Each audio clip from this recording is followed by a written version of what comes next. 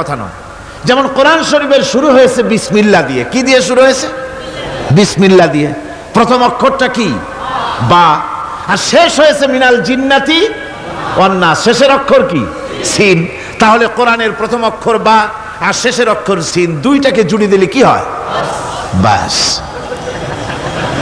আমার কাছে মনে হয় যেন কোরআনে কারীমের ভিতরে আল্লাহ রাব্বুল আলামিন পৃথিবীবাসীদের জন্য যা কিছু প্রয়োজন সবকিছু সন্নিবেশিত করে দিয়েছেন। শুরু করলেন বা দিয়া, শেষ করলেন সিন দিয়া, বাস করে দিলেন যেন বলা হলো পৃথিবীর মানুষেরা তোমাদের জন্য কিয়ামত পর্যন্ত যা কিছু দরকার সবগুলি আমি আল্লাহ রাব্বুল আলামিন কোরআনের মধ্যে ভরে দিয়েছি। বাস হয়ে গেছে, আর কিছুর প্রয়োজন নাই,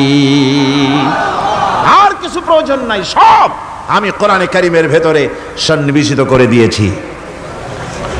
সুতরাং কোরআনে কারীমের এই বৈশিষ্ট্য যে অন্য ধর্মগ্রন্থের মতো কোরআন শরীফ নাম সর্বস্ব একটি ধর্মগ্রন্থ নয়, এর মধ্যে রয়েছে মানুষের প্রয়োজনীয় সব কিছু। কোরআনের আরেকটি বৈশিষ্ট্য হচ্ছে যে অন্যান্য ধর্মগ্রন্থগুলির ভেতরে মানুষেরা হাত লাগাইছে, অপারেশন করেছে, বাড়াইছে কমাইছে, সর্বনাশ করে দিয়েছে, ইচ্ছে মতো বাড়াইছে কমাইছে। কমাতে কমাতে কম্বলের লোম বাঁচতে যেমন কিছু থাকে না, নিজেরা নিজেদের কথা ভিতরে ঢুকাতে ঢুকাতে আজকের বাইবেল আল্লাহর কথা শূন্য হয়ে গিয়েছে।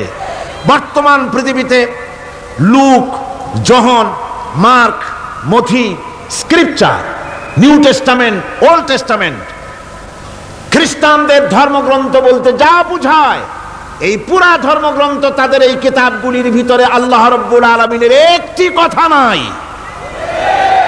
সব তারা শেষ করে ফেলেছে। কোরআন এক্ষেত্রে ব্যতিক্রম। এ কোরআন একমাত্র কিতাব যা আজ পর্যন্ত অকৃত্রিম এবং অবিকৃত অবস্থায় বিশ্ব মানব সভ্যতার সামনে বিজয় গৌরব নিয়ে দেদীপ্যমান হয়ে আছে দ্বীপ্রহরের সূর্যের মতো, যার ভিতরে কোনো ভুল নাই, যার ভেতরে কোনো ত্রুটি নাই। কোরআনে কারীম তার আরেকটি বৈশিষ্ট্য হচ্ছে কোরআন একমাত্র গ্রন্থ যার ভাষা এবং সাহিত্য 1400 বছর ধরে এর ভিতরে কোনো কৃত্রিমতা ঘটেনি। আরবি ভাষা এবং সাহিত্যের সর্বোৎকৃষ্ট নমুনা হিসাবে কোরআন শরীফ টিকে আছে। পৃথিবীর কত ভাষা শেষ হয়ে গিয়েছে, কত ভাষা জন্মগ্রহণ করেছে আর মরে গেছে তার ঠিক নাই। ভাষার উন্নতি যত হচ্ছে, কোরআনে কারীম সমস্ত ভাষা এবং সাহিত্যের মানকে উতরে গিয়ে এমন এক জায়গায় কোরআনের ভাষা সাহিত্য পৌঁছে গেছে যাকে স্পর্শ করা পৃথিবীর কোনো ভাষার পক্ষে সম্ভব নয়। কোরআন এক জীবিত ভাষা, জীবন্ত ভাষা। কোরআন আরবি ভাষা, পৃথিবীর অন্তত 38টি দেশের রাষ্ট্রভাষা, স্টেট ল্যাঙ্গুয়েজ আরবি ভাষা। এই আরবি ভাষা আল্লাহ পাক এ কোরআন নাজিল করেছেন, এর মজা ফুরায় না, এর সাহিত্যের মান ফুরায় না। এটা হচ্ছে কোরআনে কারীমের আরেকটি বৈশিষ্ট্য। কোরআনে কারীমের অন্যান্য বৈশিষ্ট্যের ভেতরে আরেকটি বৈশিষ্ট্য হচ্ছে যে এ কোরআনে কারীম একমাত্র কিতাব যেই কিতাবের ভেতরে রয়েছে কোরআনের অনুসারী তাদের নাম এবং কোরআনের অনুসারী তাদের ধর্মের নাম গ্রন্থের ভেতরে আছে, যা অন্য কোনো কিতাবের মধ্যে নাই। সেটা হচ্ছে আমরা যে মুসলমান তা কোথায় পেলাম? আমরা যে মুসলমান এই পরিচিতি কোথায় পেলাম? হুয়া সাম্মাকুমুল মুসলিমিন, এই মুসলমান নাম আল্লাহ কোরআন শরীফে ব্যবহার করেছেন। তিনি আমাদের নাম দিয়েছেন, আমরা মুসলমান। আমরা কি? মুসলমান।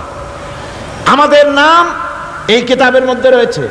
আমাদের জীবন ব্যবস্থার নাম, ধর্মের নামও ইন্নাদ-দীনা ইনদাল্লাহিল ইসলাম। ইসলামের নাম, মুসলমানের নাম কোরআনে কারীমের মধ্যে রয়েছে, যা অন্য কোনো ধর্মগ্রন্থের মধ্যে নাই। হিন্দু, খ্রিস্টান, বৌদ্ধ এ সমস্ত নাম তাদের নিজেদের বানানো নাম, তাদের ধর্মগ্রন্থের ভিতরে সব নামের কোনো পাত্তা নাই।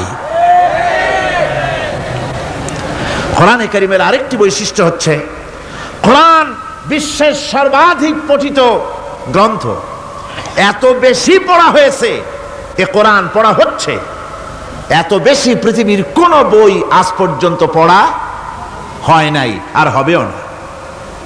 কোরআনে কারীমের আরেকটি বৈশিষ্ট্য হচ্ছে এই বিশাল ধর্মগ্রন্থ, এই বিশাল জীবন ব্যবস্থা, এই বিশাল কিতাব মানুষেরা মুখস্থ করেছে। আপনি আমাকে বলেন, নিজের ভাষা নয়, নিজের মায়ের ভাষা নয়, এমন এক বিশাল কিতাব মানুষ মুখস্থ করতে পেরেছে, এর কোনো নমুনা আছে দুনিয়ায়? এর কোনো নমুনা আছে? মাতৃভাষা নয়, অথচ পৃথিবীর ইংরেজ হোক, উর্দুভাষী হোক, ল্যাটিন হোক, তেলুগু হোক, ডাচ হোক, ফ্রান্স হোক, যে কোনো ভাষা, বাংলা ভাষা হোক, সমস্ত ভাষার লোকেরা কোরআনে কারীমকে মুখস্থ করতেছে। সুবহানাল্লাহ বিহামদি। আমাদের দেশেও লক্ষ লক্ষ হাফেজে কোরআন বর্তমান রয়েছে। এটা হচ্ছে কোরআনে কারীমের আরেকটি বিরাট রকমের বৈশিষ্ট্য। কোরআনে কারীমের অফুরন্ত বৈশিষ্ট্যের ভেতরে এটাও একটি, কোরআন হচ্ছে একটি বিরাট মুজিজা। এই কোরআন একটি মুজিজা। কোরআন একটি কি? মুজিজা। দুনিয়ায় যত নবী আল্লাহ পাঠিয়েছেন, সমস্ত নবীদেরকে তিনটা জিনিস দিয়েছেন। কয়টা জিনিস কন্ত? তিনটা। ওয়াহি, হুসনে খুলক আর মুজিজা। একটা হচ্ছে ওহী, আরেকটা হচ্ছে উন্নত মানের চরিত্র, আরেকটা হচ্ছে কি? মুজিজা। এই মুজিজা সকল নবীকে দেওয়া হয়েছে। মুজিজা হচ্ছে সমকালীন যুগের বড় যে কোনো শক্তিকে দুর্বল করে দেয়, যে কোনো জিনিসকে দুর্বল করে দেওয়ার মতো ক্ষমতা রাখে যে জিনিস, তার নাম মুজিজা। মুসা আলাইহিস সালামের জামানায় জাদুর প্রভাব ছিল। তখন আল্লাহ রাব্বুল আলামিন মুসা আলাইহিস সালামকে একটা মুজিজা দিলেন। কি দিলেন? আল্লাহ রাব্বুল আলামিন বললেন, ওয়ামা তিলকা বিয়ামিনিকা ইয়া মুসা। মুসা, তোমার ডান হাতে ওটা কি? তিনি বললেন, এটি একটি লাঠি। আল্লাহ পাক বললেন, লাঠি তো ঠিকই, কিন্তু এর মধ্যে আরো এক ক্ষমতা আছে, তুমি জানো না, লাঠিকে ফেলে দাও।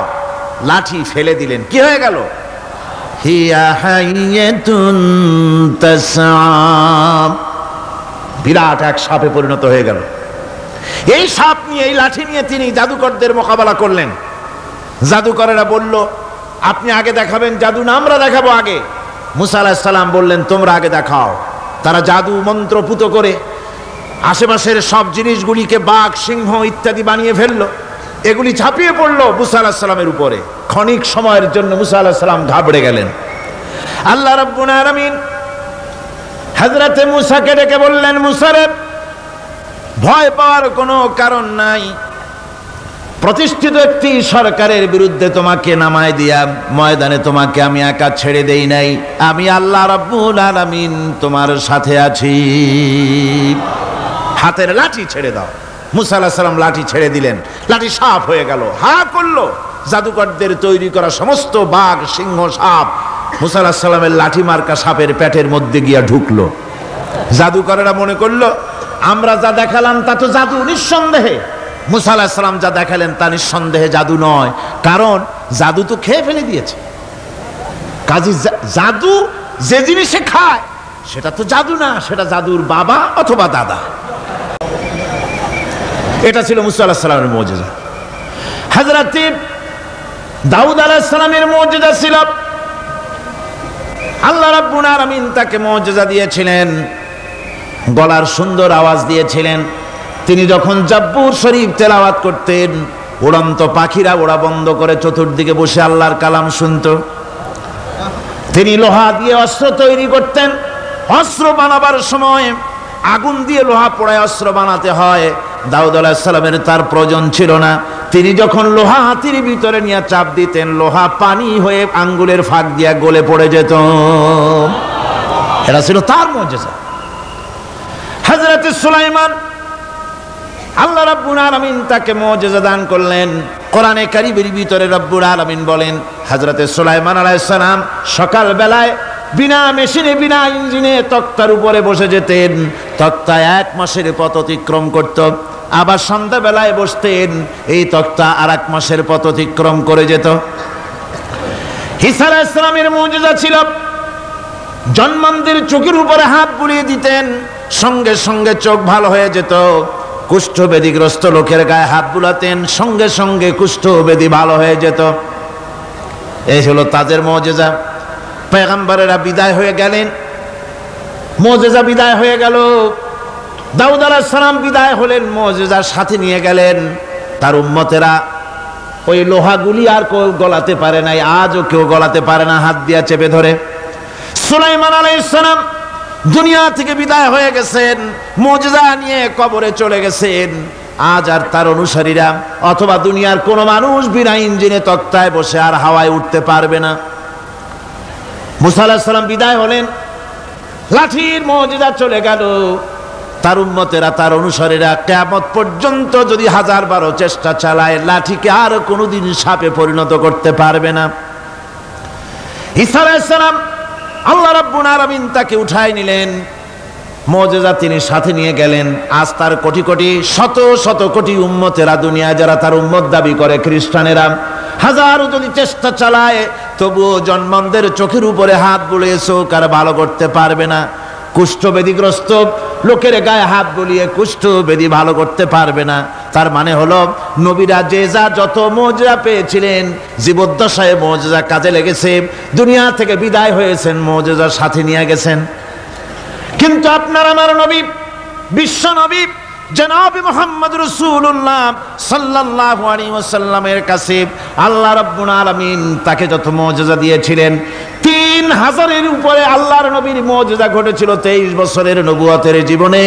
তার মধ্যে শ্রেষ্ঠ মুজিজা হতেছে কোরআন মাজিদ। আল্লাহর নবী বিদায় হয়ে গেলেন, মুজিজা সাথে নিয়ে যান নাই, মুজিজা রেখে গেলেন দুনিয়ায়। কিয়ামত পর্যন্ত দুনিয়াবাসী নবীর উম্মতেরা কোরআনের মুজিজা ব্যবহার করতে পারবে। এই কোরআনে কারীম রাসূল কারীম সাল্লাল্লাহু আলাইহি সাল্লামের জীবনের শ্রেষ্ঠ মুজিজা। মানুষ পাগল হয়ে গেছে কোরআন শুনে। সুতরাং এই কোরআনের বৈশিষ্ট্য সকল দিক থেকে এক অপূর্ব একটি কিতাবে পরিণত করেছে, যা মানুষকে চিরকাল বিস্ময় হতবাক করে দিয়েছে। কোরআনের আরেকটি বৈশিষ্ট্য হচ্ছে, এই কোরআন এক সময় নাজিল হয় নাই। 30 পারা কোরআন শরীফ একসাথে নাজিল হয়েছে না, কোরআন নাজিল হয়েছে আস্তে আস্তে ধীরে ধীরে। কত বছর লাগলো? 23 বছরেরও কিছু বেশি সময় ধরে কোরআন ধীরে ধীরে রাসূল কারীম সাল্লাল্লাহু আলাইহি সাল্লামের কাছে অবতীর্ণ হয়েছে। এমনটি আর কোনো কিতাব হয়নি, যা আর কোনো ধর্মগ্রন্থ যারা অন্যরা দাবি করে এরকম হয়নি। কোরআনে কারীমের আরেকটি বৈশিষ্ট্য হচ্ছে, যখন কাগজ ছিল না, ছাপাখানা ছিল না, এমনকি টেপ রেকর্ডার ছিল না, তখনকার নাজিলকৃত কিতাব যেভাবে নাজিল হয়েছিল সেইভাবে আজ পর্যন্ত অবিকল টিকে আছে, টিকে থাকবে ইলা ইয়াউমিল কিয়ামা।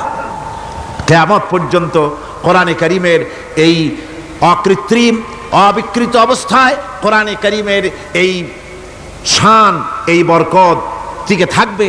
এই জন্য কোরআন শরীফ হচ্ছে এই পৃথিবীর মহাবিশ্বের মহাবিস্ময়। কোরআন হচ্ছে পৃথিবীর মহাবিশ্বের মহাবিস্ময়।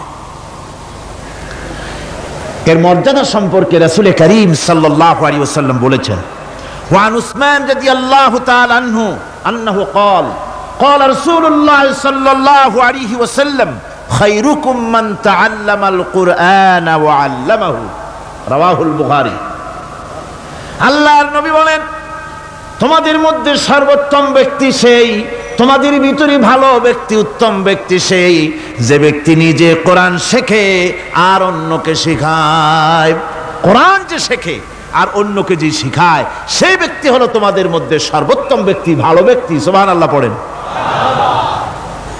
কোরআনে কারীমের এই মর্যাদা সম্পর্কে রাসূল কারীম সাল্লাল্লাহু আলাইহি সাল্লাম বলেছেন, দুই ব্যক্তিকে, দুই শ্রেণীর লোককে ঈর্ষা করা যায়। অমুকে বিরাট বাড়ি করেছে, সে বাড়ি থেকে হিংসা হয়, আমি ওরকম বাড়ি করব, অমুকের মতো নেতা হব, অমুকের মতো বড় লোক হতে হবে। পরশ্রী কাতরতা অথবা ঈর্ষা করা, এরকমের ঈর্ষা করা জায়েজ নাই। রাসূলুল্লাহ বলেছেন, দুই ব্যক্তির সঙ্গে ঈর্ষা করা যায়। আন ইবনে উমর রাদিয়াল্লাহু তাআলা আনহু আন্নাহু قال قال رسول الله صلى الله عليه وسلم لا حسد الا على الاثنين। দুই ব্যক্তি ছাড়া অন্য কারো সাথে হিংসা করা যায় না, রিস্ক করা যায় না। কোন কোন ব্যক্তি? রাজুলুন আতাহুল্লাহুল কুরআন ফাহুয়া ইয়াকুমু বিহি আনা আল-লাইলি ওয়া আনা আন-নাহার। ওই ব্যক্তির সঙ্গে ঈর্ষা করা যায়, হিংসা করা যায় যে ব্যক্তিকে আল্লাহ পাক কোরআনের ইলম দান করেছেন। সে ব্যক্তি দিন রাত কোরআন তেলাওয়াত করে, কোরআনের উপরে আমল করে, কোরআনের উপরে থাকে, মানুষকে কোরআনের দাওয়াত দেয়। ওই লোকের সাথে ঈর্ষা করা দরকার যে তার মতো হতে চায়। ওয়ারাজুলুন আতাহুল্লাহু মালান ফাহুয়া ইউনফিকু মিনহু আনা আল-লাইলি ওয়া আনা আন-নাহার। মুত্তাফাকুন আলাইহি, বুখারী মুসলিমের হাদিস। রাসূলুল্লাহ বলছেন, অন্য আরেক ব্যক্তি হচ্ছে যে ব্যক্তিকে আল্লাহ পাক মাল দিয়েছেন, সম্পদ দিয়েছেন, ওই ব্যক্তি তার মাল আর সম্পদকে দিন রাত দুহাতে আল্লাহর রাস্তায় খরচ করে। তার মতো হওয়ার জন্য তার সাথে ঈর্ষা করা যেতে পারে। আমার বন্ধুগণ, এ কোরআন হচ্ছে এমন এক কিতাব যে কোরআনকে নিয়ে যারা অগ্রসর হয় আল্লাহ তাদেরকে বাড়ায় দেন, আর কোরআনের সাথে যারা হিংসা করে, বিদ্বেষ করে, আল্লাহ তাদেরকে অধপাতিত করে দেন। আন ওমর ইবনে আল-খাত্তাব রাদিয়াল্লাহু তাআলা আনহু আন্নাহু قال قال رسول الله صلى الله عليه وسلم ان الله يرفع بهذا الكتاب اقواما ويضع به آخرين رواه মুসলিম। হযরত ওমর রাদিয়াল্লাহু তাআলা আনহু বলছেন যে আল্লাহ পাক এই কোরআনের সাহায্যে এক শ্রেণীর লোককে প্রতিষ্ঠিত করবেন দুনিয়ার বুকে, এবং আখিরাতেও আরেক শ্রেণীর লোককে করবেন অধপাতিত। যারা কোরআনের সাথে বিরোধিতা করবে, তারা যদি হিরো হয় আল্লাহ তাদেরকে জিরো বানাবেন। কি বানাবেন? জোরে কোন কি বানাবেন? জিরো বানিয়ে দিবেন। আর কোরআনকে নিয়ে যারা আগ বাড়ে, তারা যদি জিরো হয় আল্লাহ পাক তাদেরকে কি বানায় দেন? কোরআনের সাথে বিরোধিতা আজকের নতুন কিছু নয়, আবহমান কাল থেকে কোরআনের সাথে চলছে বিরোধিতা। কবি সম্রাট আল্লামা ইকবাল, আল্লাহ তাকে জান্নাতুল ফেরদাউস নসিব করুন, সবাই বলুন আমিন। আল্লামা ইকবাল বলেছেন, সতীজা কর রহা হ্যায় আসল সে তাইমরোজ, সতীজা কর রহা হ্যায় আসল সে তাইমরোজ, চরাগে মুস্তফা বি সে শরারে বুলহবিস। মুহাম্মদ সাল্লাল্লাহু আলাইহি ওয়াসাল্লামের দীপ শিখার সাথে, আল্লাহর দ্বীনের সাথে আবু জাহাল, আবু লাহাবের অগ্নিস্ফুলিঙ্গের সংঘর্ষ আবহমান কাল থেকে লেগে এসেছে। কিন্তু ওদের এই অগ্নিস্ফুলিঙ্গের টক্কর লেগে মুহাম্মদ সাল্লাল্লাহু আলাইহি ওয়াসাল্লামের টিম টিম করে জ্বলে ওঠা এই প্রদীপটি প্রচন্ড ঝড়ো হাওয়ার মুখে, টর্নেডো আর গর্কির মুখে নিভে যায়নি, জ্বলছে, জ্বলবে কিয়ামত পর্যন্ত। এটাকে নিভাবার ক্ষমতা বিশ্বের কোনো মানুষের নাই। ফু দিয়ে কেউ যদি নিভাতে চায়, চেহারা শুদ্ধ, মাথা শুদ্ধ, পুড়ে ছাই হয়ে যাবে, কোরআনের আলোকে নির্বাপিত করতে পারবে না।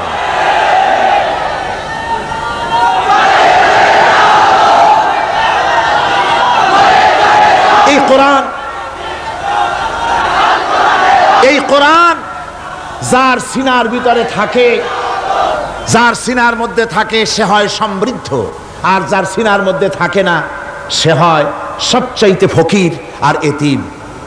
আল্লাহর নবী বলেছেন, ইন্নাল্লাযী লাইসা ফী জাওফিহি শাইউম মিনাল কুরআনি কাল বাইতিল খারিব। যেই দেহের ভিতরে কোরআন নাই, যেই দেহের ভিতরে, যেই সিনার ভিতরে কোরআন নাই, ওই মানুষটা হতেছে একটা সাড়া বাড়ির মতো, একটা উজাড় বাড়ির মতো, বিরান বাড়ির মতো। বিরান বাড়িতে কি থাকে? সাড়া বাড়িতে কি থাকে? কি কয়? না না, ভূত কিসের? খামোখাই ভয় পান আপনারা। ভূত বলে কিছু নাই। হ্যাঁ, শয়তান থাকে, জিন থাকে, তারপরে ওর মধ্যে আর কি থাকে? উতুম পেঁচা থাকে, ইঁদুর থাকে, তেলাপোকা থাকে, উই পোকা থাকে, বাঁদর থাকে, উল্লুক থাকে, সাপ থাকে। রাসূলুল্লাহর কথা দেখেন, কি সুন্দর কথা, সুবহানাল্লাহ সুবহানাল্লাহ। যে দেহের ভিতরে কোরআন নাই, সারা বাড়িতে যা থাকে, পুরো বাড়িতে যা থাকে, বিরান বাড়িতে যা থাকে, যে দেহে কোরআন নাই সেই দেহের মধ্যে তাই থাকে। আজ দেখুন বাংলাদেশের শিক্ষাঙ্গনে, কলেজ ইউনিভার্সিটিগুলিতে কোরআন পড়ানো হয় না। বলেন ঠিক কিনা? আমাদের বিশ্ববিদ্যালয়গুলিতে কোরআন পড়ানো হয়, তাফসীর পড়ানো হয়, হাদিস পড়ানো হয়, হয় না। হাদিস কোরআন আল্লাহর কালাম পড়ানো হয় না বলে অবস্থা কি হয়েছে? হাদিস থেকে মিলায় নেন। ইন্নাল্লাযী লাইসা ফি জাওফিহি শাইয়্যুম মিনাল কুরআনি কাল বাইতিল খারিব।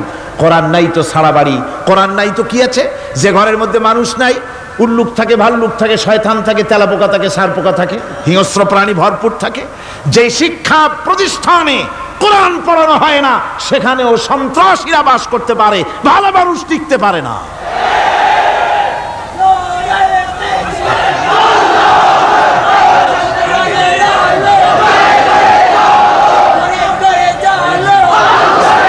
এই জন্য কোরআন যেখানে পড়া হয় না সেটা কবরের তুল্য, কোরআন যেখানে তেলাওয়াত হয় না সেটা কিসের তুল্য? কবরের তুল্য। আল্লাহ নবী বলেছেন, আনাবি হুরায়রা রাদিয়াল্লাহু তাআলা আনহু আন্নাহু ক্বাল ক্বাল রাসূলুল্লাহ সাল্লাল্লাহু আলাইহি ওয়াসাল্লাম লা তাজআলু বুয়ুতাকুম মাকাবির। রাওয়াহু মুসলিম। আল্লাহ নবী বলেন, তোমাদের ঘরগুলিকে তোমরা কবর বানায়ো না। অর্থাৎ যে ঘরের মধ্যে কোরআনে কারীম তেলাওয়াত হয় না সেটা কবরের সমতুল্য, কবরের সমতুল্য। আগে আমাদের ঘর সমূহে যখন ছোট ছিলাম তখন দেখতাম ঘরে ঘরে কোরআন তেলাওয়াত হতো, ঠিক না? প্রত্যেকটা ঘরের জানালা দিয়া সকালবেলা আওয়াজ আসতো, আউযু বিল্লাহি মিনাশ শাইতানির রাজিম, বিসমিল্লাহির রহমানির রহিম। তেলাওয়াতের আওয়াজ ভেসে আসতো। আজ আর এই অবস্থা নাই। আজ ভদ্রলোকের বাড়ির সামনে দিয়ে হেঁটে যাবেন, সকালবেলা কিসের তেলাওয়াত? জনমের ঘুম ঘুমায়, পাইকারি দরে ঘুমায়, ফজরের নামাজ নাই। শহরের অবস্থা, অধিকাংশ বাড়িতে ফজরের নামাজ হয় না। ডিসেন্টিনার মাধ্যমে, আগে তো ছিল শুধু বাংলাদেশের ছবি, ডিসেন্টিনার মাধ্যমে সারা পৃথিবীর শয়তানি আর বদমাশি ঘরে বসে গেলা যায়। উপকারিতা এবং অপকারিতা দুটোই আছে। নিউজ দেখা যায় সাথে সাথে, আবার নিউজের সাথে আরো বাজে কিছু দেখা যায়। এগুলো দেখতে দেখতে রাত শেষ হয়ে আসে, ঘুমায় জনমের মতো, এক ঘুমে বেলা 9টা আর 10টা। কিসের ফজরের নামাজ আর কি এর কোরআন শরীফ তেলাওয়াত করা? এরপরে উঠলো 9টা 10টার সময়, উঠে তারপরে গানের মাস্টার এসে গেছে। তখন ইতিমধ্যেই গানের মাস্টার এসে গেছেন। কি দুর্ভাগ্যজনক সত্য কথা, ইংরেজি যে টিচার পড়ান, অঙ্ক যে টিচার করান, সপ্তাহে 3 ঘন্টা পড়াবেন, বেতন 2500 টাকা। আর প্রতিদিন সকালবেলা এসে যদি কোনো মুসলমান কোনো একজন মৌলভী সাহেব, হাফেজ সাহেবকে রাখেন কোরআন তেলাওয়াত করাবার জন্য, কোরআন পড়াবার জন্য সন্তানকে, প্রতিদিন আসতে হবে, প্রতিদিন 2 ঘন্টা পড়াতে হবে, আর মাসের শেষে বেতন 500 টাকা। কোরআনে কারীমের সাথে এই এই আচরণ বেশি হয়েছে। তো আমি বেশি বলে ফেলেছি। যাদের অভিজ্ঞতা আছে তারা বলছেন 200 টাকা। এরপরে অঙ্ক ইংরেজি তো কাজে লাগে, ভালো কথা। তারপরে গানের মাস্টার আসছেন, তিনি শেখাবেন কি? রবীন্দ্রসঙ্গীতের প্যানপ্যানানি, যা শুনলে পরে কানে ময়লা জমে যেতে পারে, যে গান শুনলে জীবিত মানুষ মৃত্যু হয়ে যায়। নজরুলের কথা শেখানো হবে না, তাহলে সেটা হবে সাম্প্রদায়িকতা। গানের মাস্টারকে, নাচের মাস্টারকে 5,000 টাকা, 10,000 টাকা পর্যন্ত বেতন দেওয়া হয়। এ জাতির জন্য আল্লাহর রহমত কেমনে আসবে? কি কারণে আসবে? কোরআনের সাথে এই বেয়াদবি আমরা করেছি। ঘরগুলিকে, আজকে আমাদের ঘরগুলিকে আমরা কবরস্থানে পরিণত করে দিয়েছি। কোরআন তেলাওয়াত হচ্ছে না। আমার বন্ধুগণ, কোরআন তেলাওয়াত করুন, বেশি বেশি তেলাওয়াত করুন, ঘরকে জীবিত করুন, সন্তানকে তেলাওয়াত করান, আপনি নিজেও তেলাওয়াত করেন। কোরআনে কারীম যারা তেলাওয়াত করবেন তাদের সম্পর্কে আল্লাহর নবী বলেন, মান ক্বারাআল কুরআনা ফাস্তাযহারাহু ফাহাল্লা হালালাহু ওয়া হাররামা হারামাহু আদখালাহুল্লাহুল জান্নাহ। আল্লাহর নবী বলেন, যে ব্যক্তি কোরআন শরীফ তেলাওয়াত করবে এবং কোরআনের হালাল অনুযায়ী হালালকে মেনে চলবে, হারাম অনুযায়ী হারাম থেকে ফিরে থাকবে, এরকম কোরআনের উপরে যে তেলাওয়াত করবে আর আমল করবে, আল্লাহ রাব্বুল আলামিন কিয়ামতের দিন তাকে জান্নাতের ভিতরে প্রবেশ করাবেন। শুধু বেহেশতে যাবে না, ওয়া শাফাহু ফি হাশরাতিন মিন আহলি বাইতিহি কুল্লুহুম কাদ ওয়াজাবাত লাহুন নার। নবীজি বলেন এই কোরআনে কারীমের বরকতে কিয়ামতের দিন ওই ব্যক্তি তার রক্ত সম্পর্কিত 10 জন আত্মীয়ের ব্যাপারে সুপারিশ করার জন্য তৌফিক পাবে আল্লাহর দরবারে। এমন 10 ব্যক্তি, যেই 10 ব্যক্তির জন্য হিসাবের পরে জাহান্নাম ওয়াজিব হয়ে গিয়েছিল, এমন 10 ব্যক্তি সম্পর্কে কোরআনের তেলাওয়াতকারী আর আমলকারী আল্লাহর দরবারে সুপারিশ করার জন্য পারমিশন পাবেন। এমন নিয়ামত, সেই নিয়ামত থেকে আমরা বঞ্চিত হয়ে যাচ্ছি। আমি বলি না যে আপনারা কলেজ ইউনিভার্সিটিতে ছেলেদের পড়তে দিবেন না, আমি তা বলি না। তারা কলেজ ইউনিভার্সিটিতে বিলক্ষণ পড়াশোনা করুক, কিন্তু তাদেরকে কোরআন শরীফ শিখান। লক্ষ লক্ষ টাকা খরচ করলেন ছেলের পেছনে, কিন্তু কোরআন শিখালেন না। আপনি মরে গেলে আপনার জানাজাটা পড়বে, এ তৌফিকও সে পেল না। জানাজার ইমামতি তো দূরের কথা, জানাজার নিয়ত জানে না, পাক পবিত্রতা জানে না। বাপ মরে গেছে, সে তখন ছিল মার্কেটে, শুনলো বাপ মরছে, তাড়াতাড়ি জানাজায় শরীক হতে হবে। প্যান্টও পাক নাই, যেহেতু পেশাবের যখন বেগ এসেছিল দেওয়ালের পাশে দাঁড়াইয়া কাম সারছে, দোয়া মোছার কাম নাই, মাথায় টুপি নাই, নাক মোছা রুমাল ছিল পকেটে, রুমালটা মাথায় দিয়া দাঁড়ায় গেল। আল্লাহু আকবার। বাপের কপালে যা আছে তাই হোক। তারপরে বাপ মরে গেছে, কান্না শুরু করেছে। যেদিন মরছে সেদিন কানতেছে, পরের দিনও একটু মুখ মলিন কান্দে। নাম বল্টু মিয়া। তার আবার এক বন্ধু আছে, তার নাম শান্টু মিয়া। শান্টু মিয়া বলছে, মিয়া বল্টু কান্দো কেন? কয় বাপ মরে গেছে। কয় এগুলো বাঁচে নাকি? এগুলো মরিই যায়, আমার একটা ছিল ওটাও মরছে। চিরকাল কারো বাপ থাকে না, সুতরাং এত মন খারাপ কেন? আসো, ইন্ডিয়া থেকে ভালো একটা বই আসছে, সেইটা দেখে এত আনন্দ পাবে। বাপ তো বাপ, 14 গোষ্ঠী মরলেও মনের দুঃখ মুছে যাবে। এরপরে বাড়ি এনে তাকে সিনেমার ছবি দেখানো হলো। ছবি সে দেখলো, ফেরার সময় বাপের কবরের কাছ থেকে যাওয়ার সময় দাঁড়িয়ে গেল ক্ষণিকের জন্য। আহারে বাপ, বিদায় হয়ে গেলা, কি দেব তোমারে? কিছু তো নাই আমার কাছে, তাই সারা রাত ধরে যা কিছু দেখলাম এগুলি তোমার আমল নামায় দিয়ে গেলাম। জোরে কর নাউজুবিল্লাহ। আমি সমস্ত পিতাদেরকে বলতে চাই, সন্তানদেরকে কোরআন শিখান, কাজে লাগবে। কোরআন শিখালে কাজে লাগবে। কোরআন শরীফ মুখস্থ করে, বেশি করে মুখস্থ করেন কোরআনে কারীম, আপনার ফায়দা হবে। হযরত ওমর রাদিয়াল্লাহু তাআলা আনহু বর্ণনা করছেন যে রাসূল কারীম সাল্লাল্লাহু আলাইহি ওয়াসাল্লাম বলেছেন, ইউকালু লিসাহিবিল কুরআনি ইকরা ওয়ারাত্তিল কামা কুনতা তুরাত্তিলু ফিদ দুনিয়া। কিয়ামতের দিন জান্নাতীদেরকে, বেহেশতীদেরকে আল্লাহ রাব্বুল আলামিন বলবেন, কোরআন শরীফ তেলাওয়াত করো আর উপরের দিকে উঠতে থাকো। কোরআনে যেভাবে দুনিয়ার বুকে কোরআনে কারীম তুমি মুখস্থ করেছিলে, ধীরে ধীরে তেলাওয়াত করতে, ওইভাবে ধীরে ধীরে কোরআন তেলাওয়াত করো আর উপরের দিকে উঠতে থাকো। আল্লাহ পাক বলতে থাকবেন, উপরের দিকে ওঠো, তেলাওয়াত করো আর ওঠো। উঠতে উঠতে যেই জায়গায় গিয়ে তোমার তেলাওয়াত শেষ হয়ে যাবে, জান্নাতের ওই জায়গাটা তোমার জন্য বরাদ্দ হবে। আবু দাউদ শরীফের হাদিস। জান্নাতের ওই জায়গাটা তোমার জন্য বরাদ্দ হবে। এখন যাদের শুধু সূরা ইখলাস আর সূরা কাউসার মুখস্থ, তারা তো 2 পা আগাই বসে যাবে, উঠতে পারবেন না। বেশি বেশি মুখস্থ করেন, হাফেজে কোরআন হন অথবা হাফেজের মতো হন। বেশি বেশি মুখস্থ করেন সূরা ইয়াসিন, সূরা দুখান, সূরা আর রহমান, সূরা ওয়াকিয়া, সূরা মুজাম্মিল, এই সমস্ত সূরা, বেশি সূরা আল আরাফ, সূরা কাহাফ, সূরা মারিয়াম ইত্যাদি মুখস্থ করেন। কিয়ামতের দিন কাজে লাগবে। জান্নাতের অত উঁচায় উঠতে পারবেন। হাফেজ যে কোন জায়গায় যাবে, সুবহানাল্লাহ ওয়া বিহামদি, 30 পারা কোরআন যার সিনার ভিতরে, জান্নাতের কোন জায়গাটা আল্লাহ তাকে বরাদ্দ করবেন। সুবহানাল্লাহ, সুবহানাল্লাহ। কোরআনে কারীমকে মুখস্থ করুন, বেশি করে মুখস্থ করুন। কোরআনে কারীমকে বেশি করে তেলাওয়াত করুন। এই কোরআনে কারীমকে যারা বেশি করে তেলাওয়াত করবে, তেলাওয়াত করতে গিয়ে যারা আল্লাহর কাছে কিছু চাওয়ার সময় পাবে না, তাদের সম্পর্কে রাসূল কারীম সাল্লাল্লাহু আলাইহি ওয়াসাল্লাম বলেছেন হাদিসে কুদসি।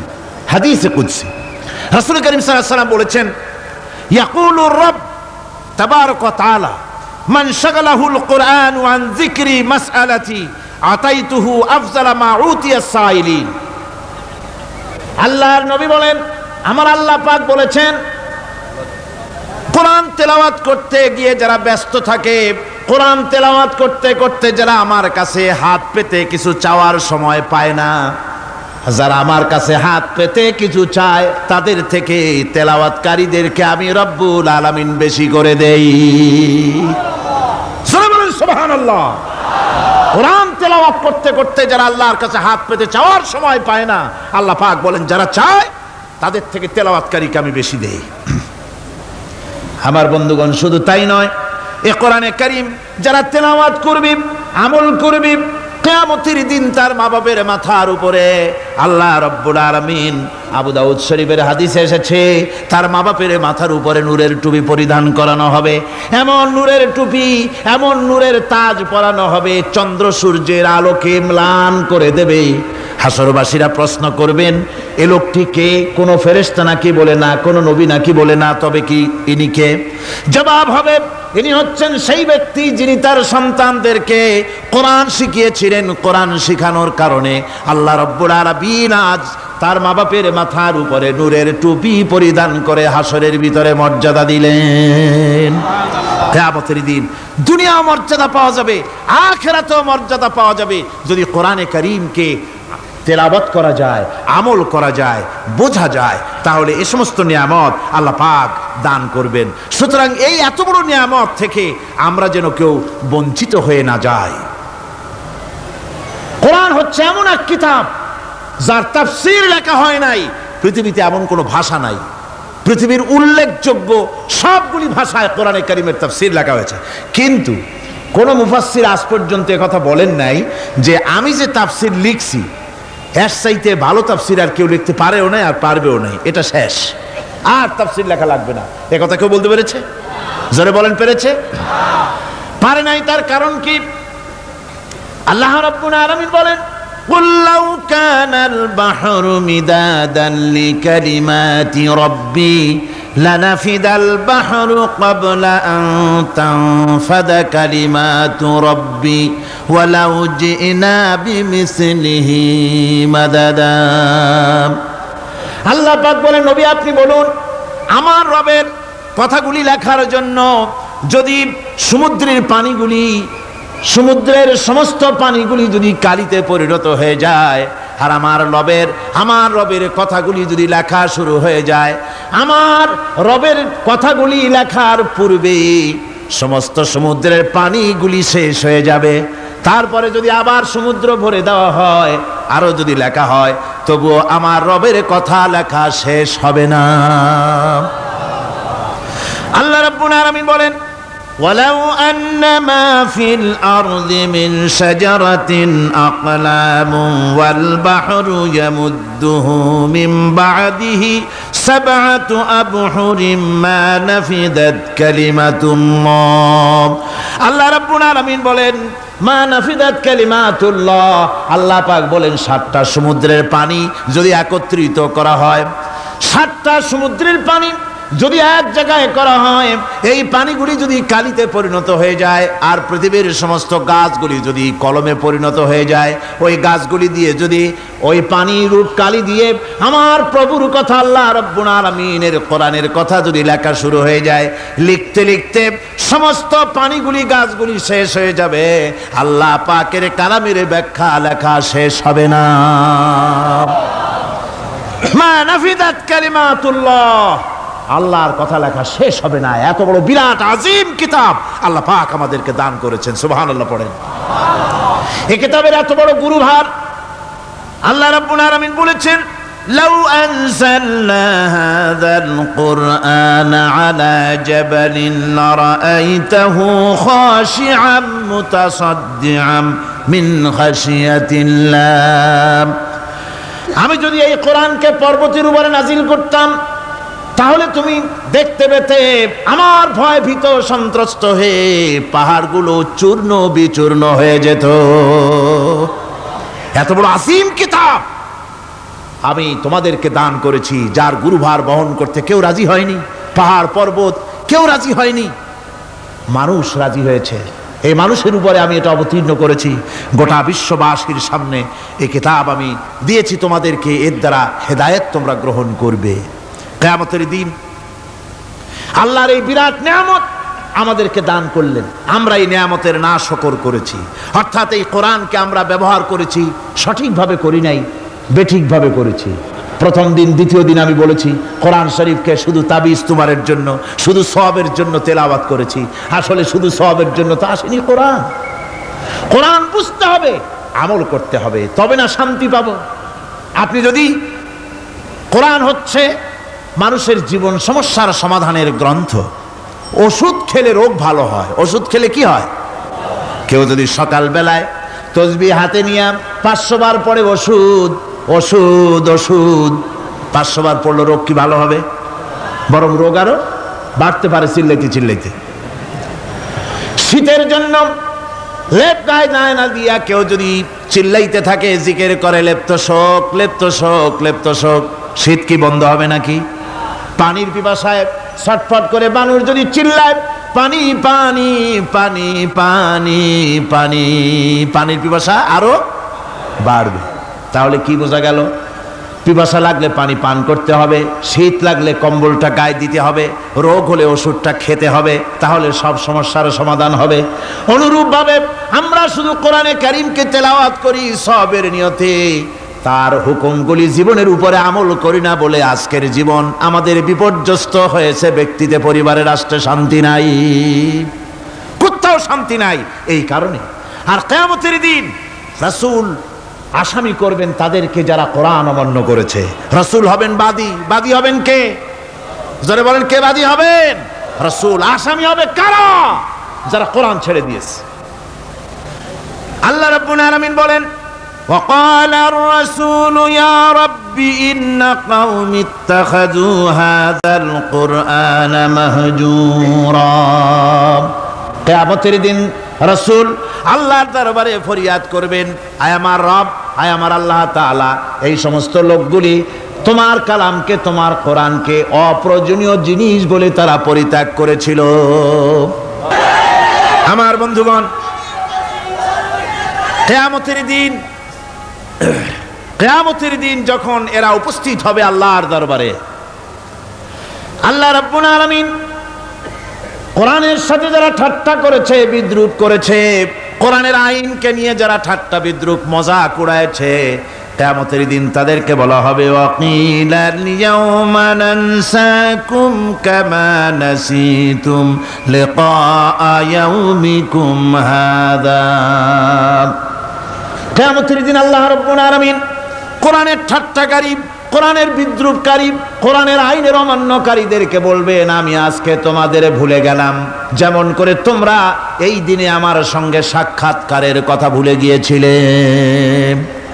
তোমরা যেমন আমার আজকের এই কিয়ামতের দিনের কথা যারা ভুলে গিয়েছিলে, আজকে আমিও তোমাদেরকে ভুলে গেলাম।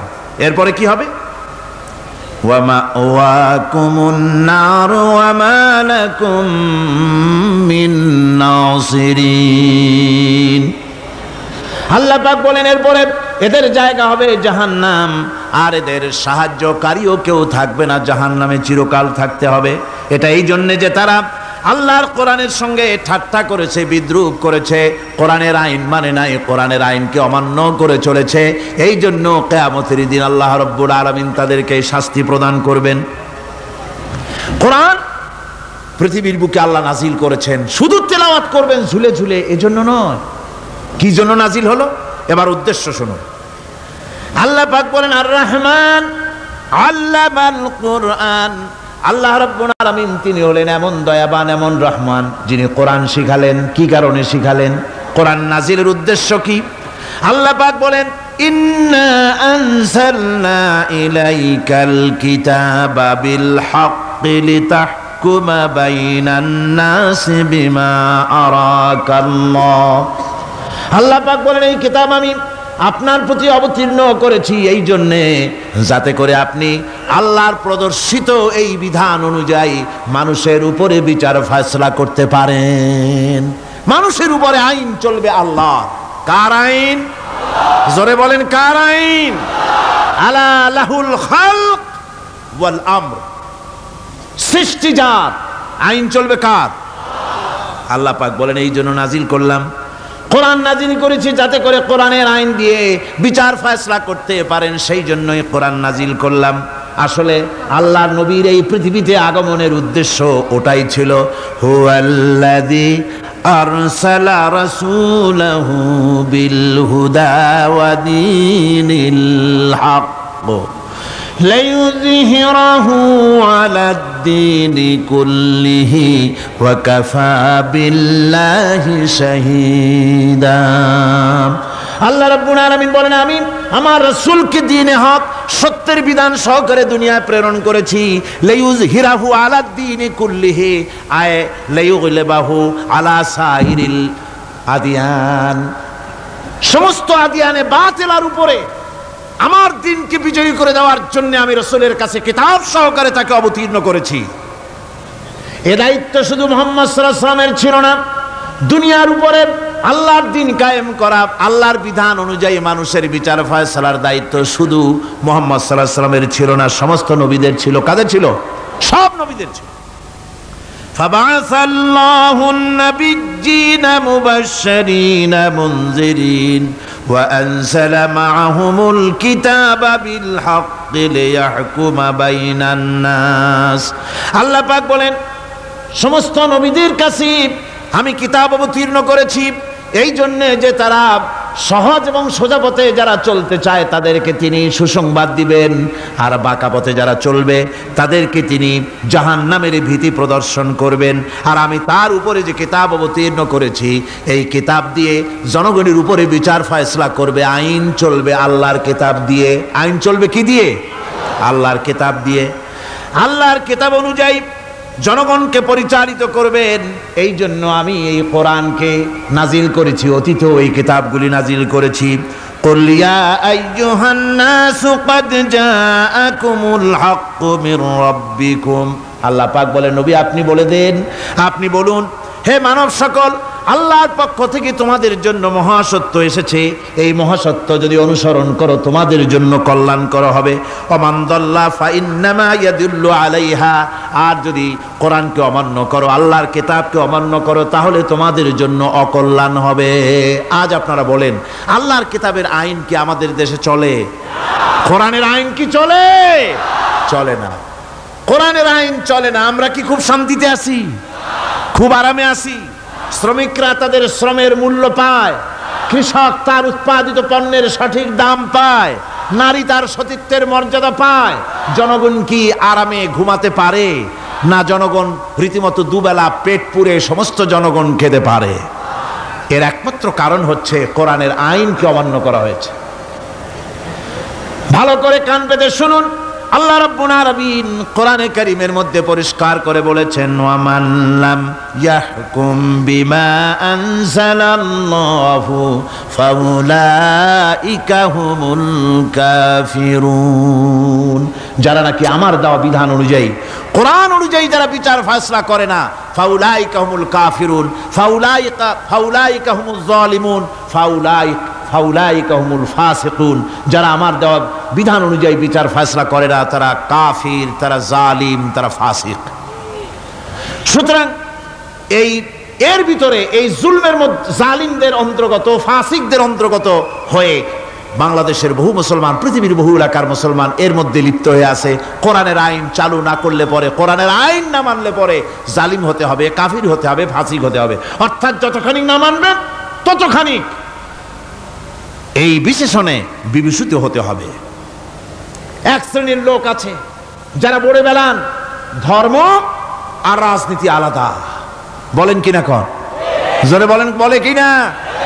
ধর্ম আর রাজনীতি আলাদা। তারা বলেন আমরা ধর্ম নিরপেক্ষ থাকতে চাই। তারা কি থাকতে চায়? ধর্ম নিরপেক্ষ থাকতে চায়। কোরআনে কারিমে এই ধর্ম নিরপেক্ষবাদীদের ব্যাপারে কোরআন কি বলছে শুনুন। আল্লাহ রাব্বুল আলামিন বলেন আলাম তারা ইলাল্লাযীনা ইয়াজউমুনা আন্নাহুম আমানু বিমা উনজিলা ইলাইকা ওয়া মা উনজিলা মিন ক্বাবলিক। আল্লাহ পাক বলেন হে নবী তুমি কি সেই সব লোকদেরকে দেখেছ যারা দাবি তো করে যে আমরা আল্লাহর উপর ঈমান এনেছি আর এই কিতাবের উপর ঈমান এনেছি, এর পূর্বে যত কিতাব নাজিল হয়েছে সেসব কিতাবের উপরেও ঈমান এনেছি। ধর্মনিরপেক্ষবাদীরা তারা তো বলে না যে আল্লাহ মানি না, কোরআন মানি না, একথা বলে না, ওটা বলে না। কি বলে? সেই বলা কথাটাই আল্লাহ এখানে অনেক আগে বলে রেখেছেন। ওরা বলে যে আমরা অবশ্যই আল্লাহকে মানি, আল্লাহর কিতাব মানি, এর পূর্বে যত কিতাব নাজিল হয়েছে সেগুলোও মানি, তবে ইউরিদুনা আইয়াতাহাকামু ইলাত তাগুত, তারা চায় তাদের জীবনের সমস্ত সমাধান সমস্যার জন্য তাগুতের কাছে যেতে চায়। তাগুতকে, আল্লাহকে বাদ দিয়ে তারা যেতে চায় কোথায়? তাগুতের কাছে। জোরে বলেন, কিসের কাছে যেতে চায়? তাগুতের কাছে। তাগুত বলে কারে? তাগুত বলা হয় যে নিজে আল্লাহর আইন মানে না এবং অপরকেও আল্লাহর আইন অমান্য করতে বাধ্য করে, তাকে বলা হয় তাগুত। ওরা বলে ধর্ম আর রাজনীতি আলাদা, কোরআন মানি কিন্তু কোরআনের আইন মানি না। ওরা কোরআন মানে ঠিকই, বলে যে কোরআন মানি, কিন্তু কোরআনের আইন মানে। তাহলে এ মানি বলার অর্থটা কি? এর মূল্যটা কোথায়? কোরআন যদি মানো তো কোরআন বলেছে সুদ খেও না, আমাদের দেশে সুদ চলছে না? কোরআন বলেছে বিবিকে পর্দায় রাখো, পর্দায় কি রাখা হচ্ছে? কোরআন বলেছে ওজনে কম দিও না, তা কি মানা হচ্ছে? কোরআন বলেছে আমার আইন দিয়ে দেশ শাসন করো, তা কি করা হচ্ছে? সুতরাং ধর্মনিরপেক্ষ মতবাদ যেটা, এই মতবাদটা কোরআনের দৃষ্টিতে কুফরি মতবাদ। ধর্মনিরপেক্ষ মতবাদ কি? জোরে বলেন, ধর্মনিরপেক্ষ মতবাদ কি? কোন মুসলমান, যে ব্যক্তি নিজেকে মুসলমান বলে দাবি করে, ধর্মনিরপেক্ষ মতবাদ সে বিশ্বাস করতে পারে না, জায়েজ নাই, হারাম। আফাতুমিনুনা বিবাদিল কিতাব ওয়া তাকফুরুনা বিবাদ, তোমরা কোরআনের কিছু অংশকে মেনে নিবে আর কিছু অংশকে করবে অস্বীকার। এটা যদি করো দুনিয়ার জীবনে পাবে দুনিয়ার জীবনে জিল্লতি আসবে, লাঞ্ছনা আসবে, আর কিয়ামতে পাবে জাহান্নামের শাস্তি। সুতরাং ধর্মনিরপেক্ষ মতবাদের অর্থ তারা বলে যে ধর্মহীনতা নয়, আসলে কিন্তু ধর্মনিরপেক্ষ মতবাদের অর্থই হলো ধর্মহীনতা। ঠিক কিনা কন? জোরে বলেন ঠিক কিনা? এই ধর্মনিরপেক্ষ মতবাদ আমাদের দেশের জন্ম হয় নাই, এর জন্ম হয়েছে ইউরোপ সভ্যতায়। প্রাচীন ইউরোপ সভ্যতায় এর জন্ম হয়েছিল, সেখান থেকে তার আন্ডা বাচ্চা ভারতে এসেছিল। ভারত থেকে এই আন্ডা বাচ্চার কিছু অংশ 1972 সালে তদানীন্তন সরকারের মাথার উপরে ভারত চাপিয়ে দিয়েছিল। সেই ধর্মনিরপেক্ষ মতবাদ 1972 সনের সংবিধানে লেখা হলো, কিন্তু 1982 সনে যখন সংবিধান আবার অ্যামেন্ডমেন্ট করা হলো, তখন ধর্মনিরপেক্ষতার কপালে ঝাঁটা মেরে বিদায় করা হয়েছে। বাংলাদেশে ধর্মনিরপেক্ষ মতবাদ চলতে পারে না। ধর্মনিরপেক্ষ মতবাদের কথা আমাদের দেশে তারাই বলে যারা 72 সনে ক্ষমতায় ছিলেন। তারা ধর্মের সাথে কি ব্যবহার করেছেন আমরা ভুলে যাই নাই, আপনারা ভুলে গেছেন। 1972 সনে দেশের সমস্ত বিশ্ববিদ্যালয়ের মনোগ্রাম থেকে ইকরা বিস্মি রাব্বিকাল্লাযী খালাক রাব্বি জিদনি ইলমা, কোরআনে কারীমের এই আয়াতকে বিদায় করে দেওয়া হয়েছিল। শাসনতন্ত্রের শিরোনামে বিসমিল্লাহকে গ্রহণ করা হয় নাই। শুধু তাই নয়, কোরআনে কারীম যেখানে তেলাওয়াত করা হয়, তখনকার সময় রেডিওতে, টেলিভিশনে, ওই 72 থেকে 3 বছর, এবং এখনো সেই দলটি মিটিং করতে গিয়ে, কোনো জায়গায় কিছু করতে গিয়ে, আগে কোরআন শরীফ, তারপরে গীতা, তারপরে বাইবেল, এগুলি হচ্ছে মুনাফিকের লক্ষণ। কিসের লক্ষণ? যেখানে যেই টেবিলে, যেই মঞ্চে কোরআন তেলাওয়াত হয়, বাইবেল গীতা পড়া হারাম, পড়া হতে পারে না। কোরআনের চাইতে শ্রেষ্ঠ কিতাব আল্লাহর দুনিয়া আছে? সমস্ত কিতাবকে রদ করেছে কোরআন। হযরত ওমর রাদিয়াল্লাহু তাআলা আনহু রাসূল করিম সাল্লাল্লাহু আলাইহি ওয়াসাল্লামের কাছে গিয়ে তাওরাতের একটা পাতা পড়তেছিলেন। হযরত আবু বকর রাদিয়াল্লাহু তাআলা আনহু সেখানে চলে এলেন, এসে দেখেন রাসূল করিম সাল্লাল্লাহু আলাইহি সাল্লামের চেহারা মোবারক লাল হয়ে গিয়েছে গোসায়। হযরত আবু বকর বললেন, ওমর তুই যদি এর থেকে মরে যেতিস, তুই যদি এর থেকে মরে যেতিস, তুই যদি এর থেকে মরে যেতি। তিনবার বললেন। হযরত ওমর শিউরে উঠলেন, হতচকিত হয়ে উঠলেন, আবু বকর আমাকে মরার কথা বলছেন কেন?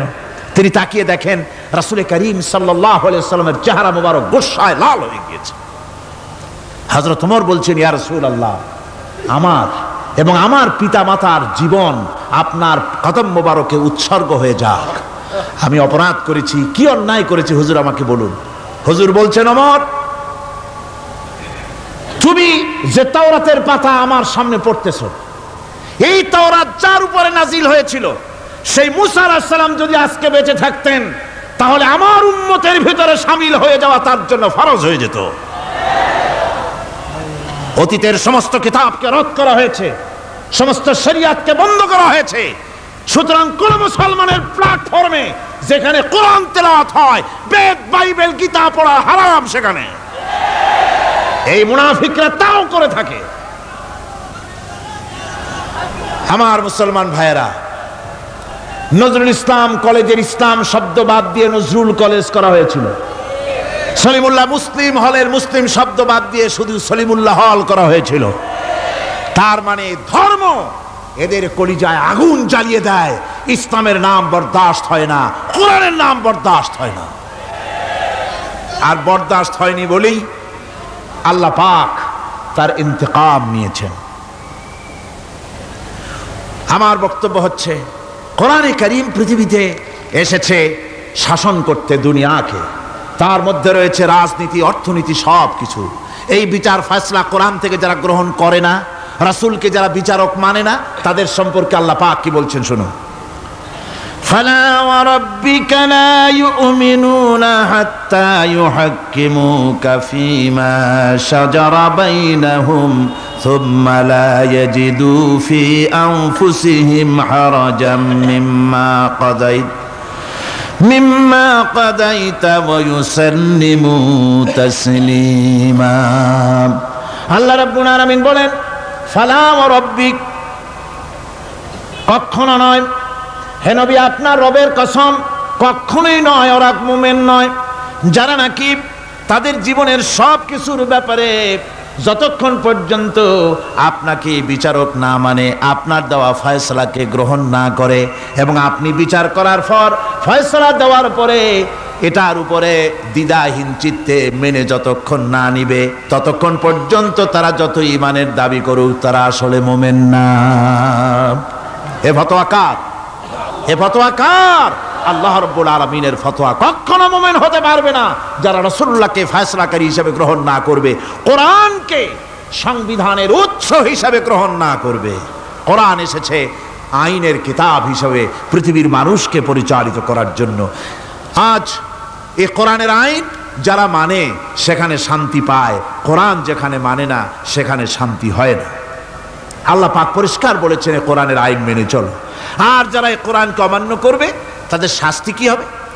আল্লাহ পাক বলেন, আল্লাযীনা কাযযাবু বিল কিতাবি ওয়া বিমা আরসালনা বিহি রুসুলানা ফাসাউফা ইয়ামালুন। আল্লাহ পাক বলেন, আমি যে কিতাব নাজিল করেছি, এই কিতাবকে যারা মিথ্যা মনে করে, কিতাবকে যারা অস্বীকার করে, কোরআনের আইন যারা মানে না, আমি যে রাসূলের উপরে যা নাজিল করেছি সেগুলির উপরে যারা ঈমান আনে না, এগুলিকে যারা মানে না, তাদের জন্য এর পরিণতি তারা খুব শীঘ্রই টের পাবে।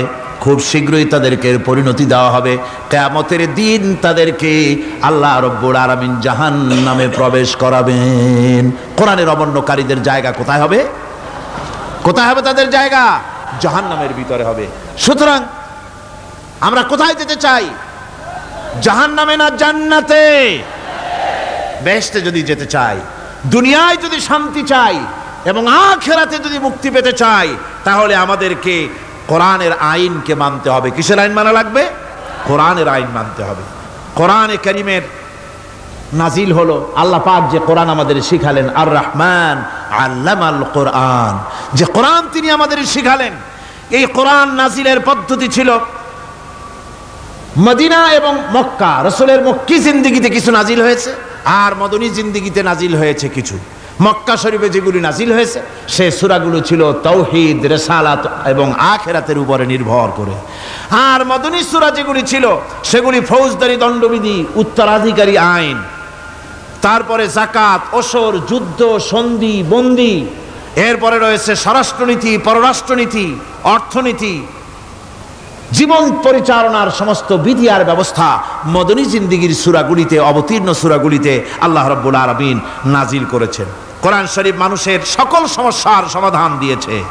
এখানে আমি এখন তার কিছু নমুনা পেশ করছি আপনাদের সামনে, আপনাদের বোঝার জন্য যে কোরআন, অনেকে বলে যে কোরআনের তাফসীরের ভেতরে রাজনীতির আলোচনা হয়। রাজনীতি সেইটুক করি যেটুকুন আল্লাহ কোরআনে করেছেন। জোরে কোন আলহামদুলিল্লাহ। এর থেকে বাড়াই কিছু বলি নাকি? না। কোরআন যেটুকুন করেছে, রাসূলুল্লাহ যেটুকুন করেছে, একজন মুসলমান হিসাবে তা করা আপনার আমার জন্য কি? সুন্নত, নফল। ওইটা করা কি জোরে কোন? এটা করা আমাদের জন্য ফরজ। সেই জন্য আমি কিছু নমুনা পেশ করছি আপনাদের সামনে, বুঝতে পারবেন যে কোরআন শুধু নামাজের কথা নিয়ে আসে নাই। কোরআনের মধ্যে আয়াত সংখ্যা কত? 6666। এটা ঠিক না, কিছু কম আছে। 6000 কয়েক শত, ভালো করে গুনে দেখা দরকার। তো এই যে আয়াতে কারিমা যেগুলি রয়েছে এর মধ্যে মাত্র 500 আয়াত হচ্ছে হুকমে শরঈ। ভালো করে শুনুন, 500 আয়াত আদেশ এবং নিষেধ জাতীয়। এটা করো, ওটা করো না, এটা হালাল, ওটা হারাম, এ হলো 500। তো এই যদি 500 হয় তাহলে বাকি 6000 কি?